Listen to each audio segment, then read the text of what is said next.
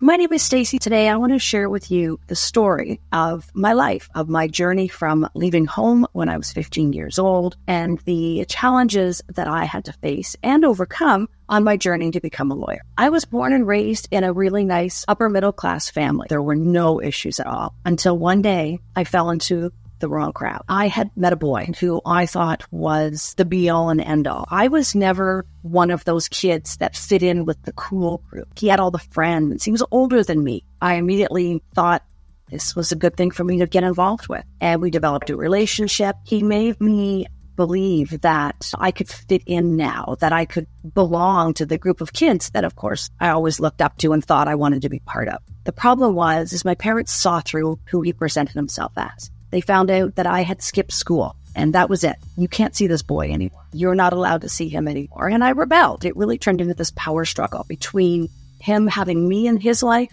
and my parents. Ultimately, it came down to the messaging I was getting was like, you know what? They don't love you. They don't want you to be part of their family. There was so much pain and so much fighting and so much conflict going on within my household that I just thought I had no other choice, that I had to go. And so I went. I remember the night before I left, my dad looked at me, he gave me $20 and he said, if you dare walk out this door, you'll be nothing. You'll amount to nothing in life. I remember looking back at him and I said, screw you, Dad, I'm going to show you I'll be a lawyer.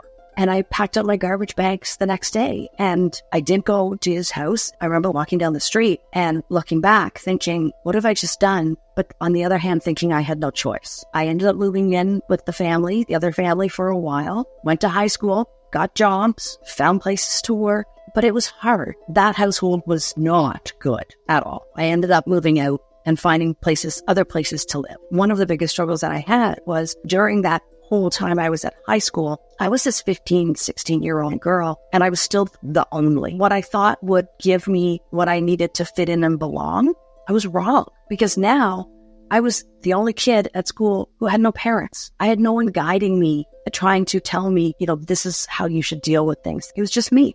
So it was hard. I'm so thankful for what my dad said to me, because for me, that was what kept me on the straight and narrow. For all of those situations that I found myself in, that was always sort of the line. If I make this decision and go down this road, will I still be able to be a lawyer? And I was in a group of people where there was alcohol, there was violence. I was put under an immense amount of, not physical abuse, but like mental abuse, psychological abuse. There was always that, you'd be nothing without this relationship. So I spent probably about 5 years where I didn't know who I was. I remembered the girl I wanted to be, but I also had to become very familiar with the girl I needed to be in order to survive. I had an identity craft, my superwoman identity. I had my armor that I would wear every single day to make sure that everybody thought and believed I was okay. I don't need anybody, and I got this handled. When really, on the inside,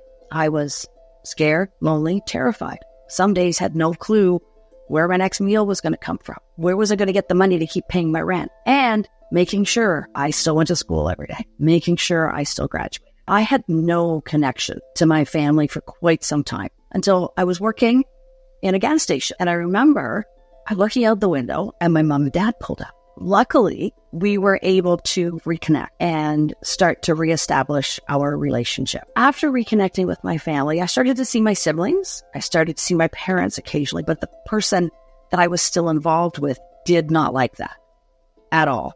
I don't know where he got the thought from, but he was going away for the weekend and he came to me, grabbed me by the throat, started choking me, and said, if you ever decide to leave me to go back to your family, I will kill you. And I got up the next day, I was back living at their house, and someone else who was in the household was, why are you wearing a turtleneck in August? And what I didn't want anyone to see was the bruises that were covering my neck.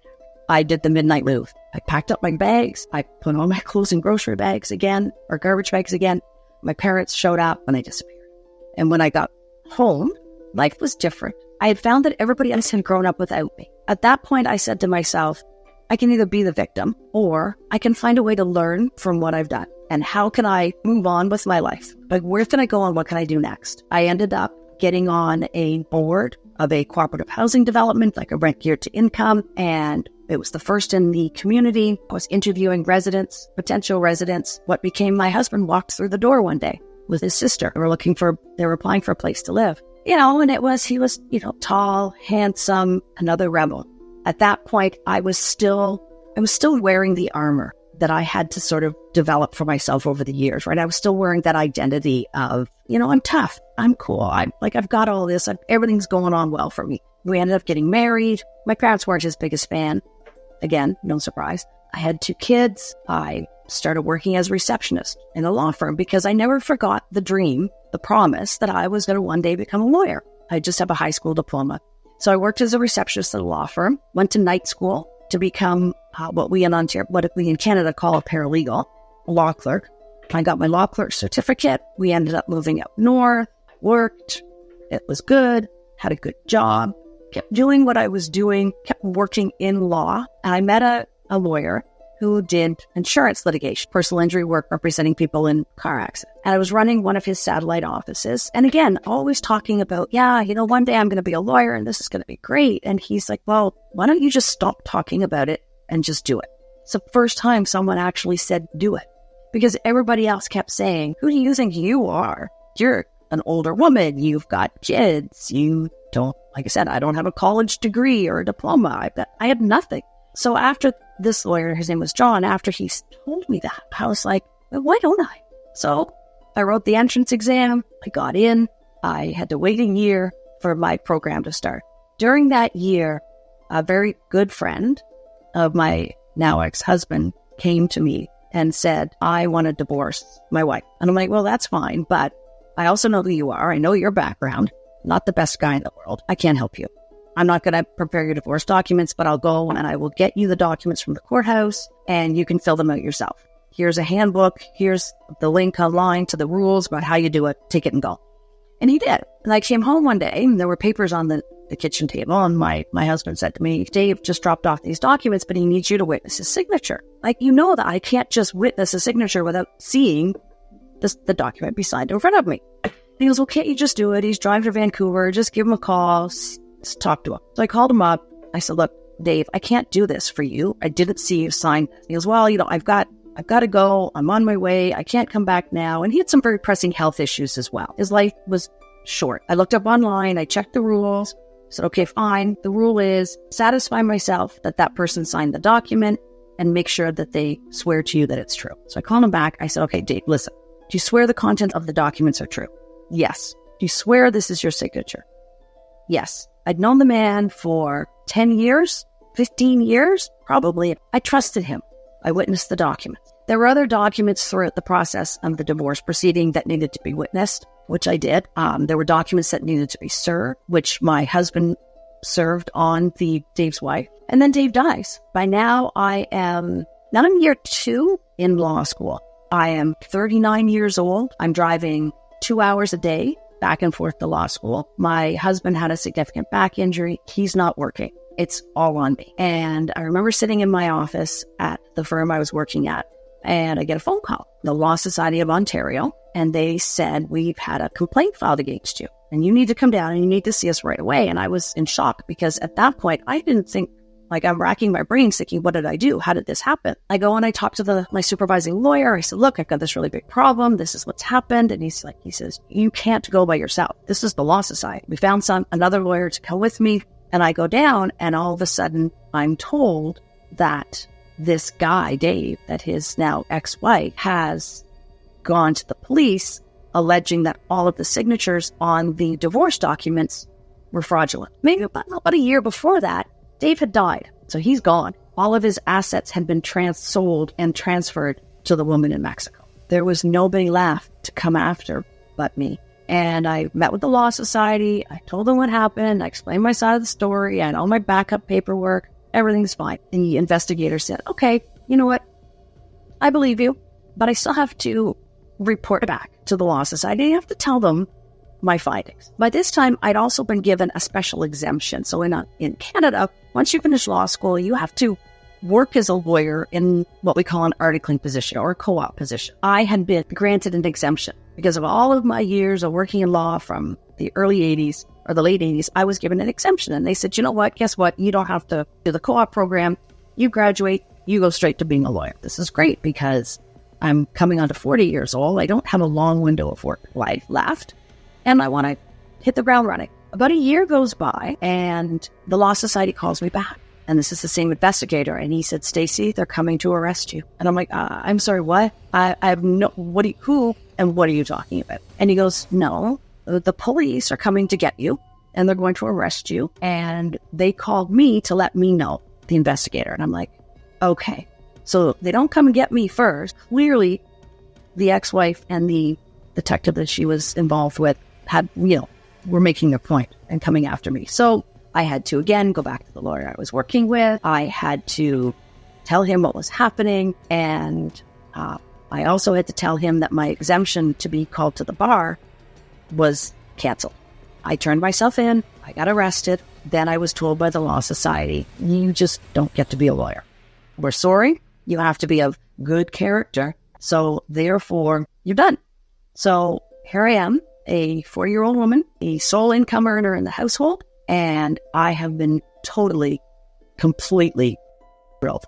I found myself completely alone. My ex-husband was fighting. He was named executor of this guy's estate, and he was fighting the estate battles, the litigation battles with the ex-wife. Everything that I had worked for from the age of 15 was taken away from me, and I didn't know what to do. When I was that 15-year-old girl and I walked out of the house, I had to put all that armor back on. The lawyer who initially came with me, the first time I went down to the Law Society meeting, he represented me, and we demanded a hearing immediately before the Law Society tribunal, because what he said to me, he goes, Stacey said, if you get convicted, there's no way they'll give you a law license. You have to get your law license first.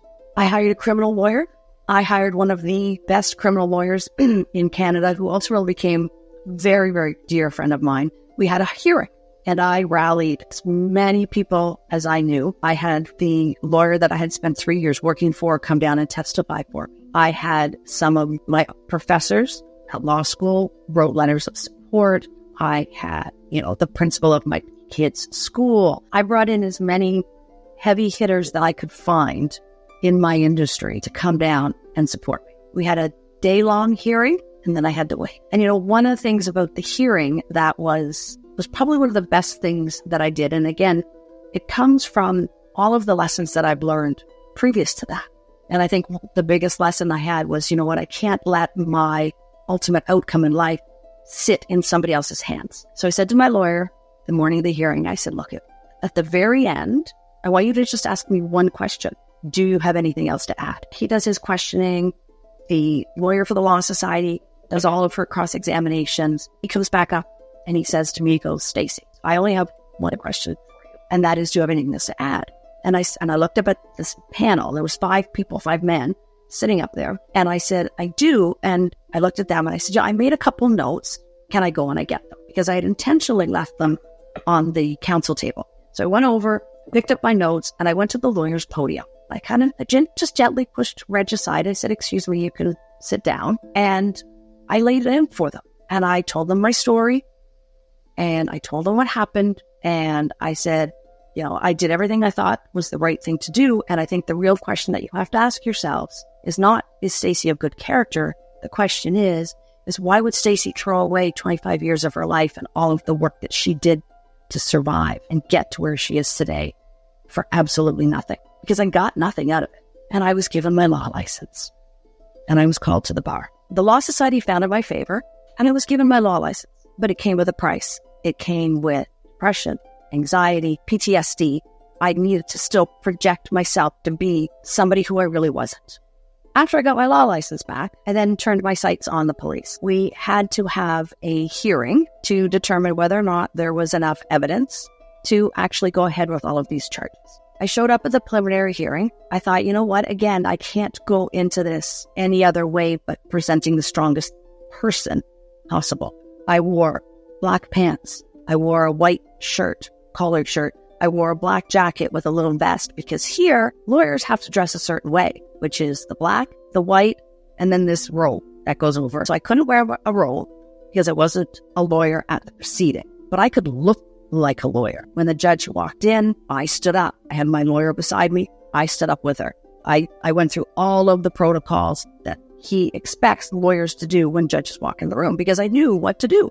And then I sat down and he looks at the lawyer who was with me that day and he says, Ms. Morton, where's your client? And she starts to speak and he gets really mad. And he's like, does your client not understand the importance of this proceeding and that she must be here and, Madam Registrar, make the announcement. And I push my chair back and I stand up and he looks at me and he goes, yes. And I went, I'm Ms. Stevens.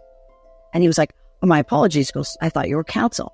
And in my mind, I'm like, yeah, you did. Because that's exactly what I wanted you to think. I was excused from having to sit and listen to all of this evidence and all of these stories that these people had come up with to try to implicate me in document fraud, real estate fraud, estate fraud. Like it was ridiculous. The problem was that if I had have gotten convicted, I was still facing 2 years. They wanted 2 years jail time for all of this. So I got excused from the proceeding because I was the only one working. A few months later, still had this hanging over my head. Kept working. A few months later, my lawyer calls me up and he said they want a deal. Come and meet with me. So I went and I met with him and he said they want you to plead guilty to improper witnessing of documents. Why would I do that? I'm not doing that. I didn't do anything wrong. I followed the law when I took that man through the steps I needed to take him through. I'm not doing this. So my lawyer called up the Crown and he said, I'm sorry, but she's not going to plead guilty. And the Crown said, fine, we'll have all of the charges withdrawn. And my lawyer said, that's not good enough. We want them withdrawn on the record, which means in open court. We went to court. This time I brought the heavy hitter lawyer with me instead of his associate. And we walk in. The judge stopped the proceedings that were going on. Come forward. We came forward. And the judge said to me with the sincerest apologies of the court, all charges are withdrawn with prejudice, which means that they can't come back. And I walked out the door and I looked at the lawyer I was with and I said, now who do I hire to sue the cops? And I did. And it was resolved to my satisfaction. And the last I heard was that the police officer who was heading up this investigation had lost his job. And here I am today. I have made it my mission to work with women who struggle to find their identities. I'm going to be 60 next month. I have spent from the age of 15 until now struggling with my identity, struggling to figure out who I really am because of all of the times that I've had to pretend to be somebody I'm not. And what I found was that by living a life where I have to pretend to be somebody I'm not, I'm still carrying that empty, lonely little girl around who doesn't know who she is, who feels like she never belongs, and who feels like she never fits in. And because of everything that I've gone through in my life, I've learned how to rewrite my story. I could have just said, you know what? I'm a teenage runaway with a high school diploma, and I'm going to work in some job for the rest of my life, get married, and just make it through. But I didn't want to ever see myself as that. I didn't want my family feeling sorry for me. And so I started learning the ways to reflect on what happened, find the strengths from it, pull from that, and use that to better myself. And as life went on after that, sure, I slipped back, right? Like, yes, I got married. Sure, I kept working in a law firm, but I was still carrying that identity with me, right? I had never really trusted myself, I think it was, enough to put it down until I became a lawyer. And once I got into this field, it is such a male-dominant field. And, I'm exhausted. I'm 97 pounds. I'm still depressed, anxiety. Like I still have all of these other issues. And I'm now in the environment that I've worked my entire life to be. And I'm being told, you got to play the game, lady, if you want to fit in. You need to have a thick skin. I said, okay, I got that. Now you're telling me that if I now want to survive in this arena, I still have to be somebody I'm not. I still have to be, fit in with the guys. I still have to put up with the microaggressions. I have to put up with the gender imbalance and the inequality. To be honest, I was just too tired. Like I was at the point where I was like, I can't keep doing this anymore. So I went back to my roots and I started thinking, okay, fine. You know what? I did the work. I didn't do this all by myself, but I put in the hard work. learned a lot about personal growth. I had therapy, and I realized that by constructing an identity that is based on my own values and my own beliefs, not on the values and the beliefs and the expectations that everybody else had of who I was supposed to be and what I was supposed to do. If I could finally find the way to focus and create that foundation for myself, that's when all of the pieces finally came together. And I realized that through resilience and through grit, determination and patience, right? Patience to push through to get to the other side. I became a partner in my law firm. I'm the senior female partner. And now I'm at the point where how many other women are out there who are struggling to find their ultimate selves, who are struggling when they look in the mirror and they say to themselves, is this it for me? Like, is this really all my life is? And that's a really, really sad thought, to think that that's the way they'll go through the rest of their lives. My mission has always been to, and even when I was younger, I remember saying to myself, you know what? One day I'm going to share my story, because no one else should have to suffer like I've suffered. And I don't mean that to put myself up on this great pedestal and that I'm, but there's got to be other women out there who are just asking the exact same question. Is this all there is for me? Because life is short, and I don't want to get to the end of my life where I look back and I'm still asking, is this all there was? And that's why I want to make a difference.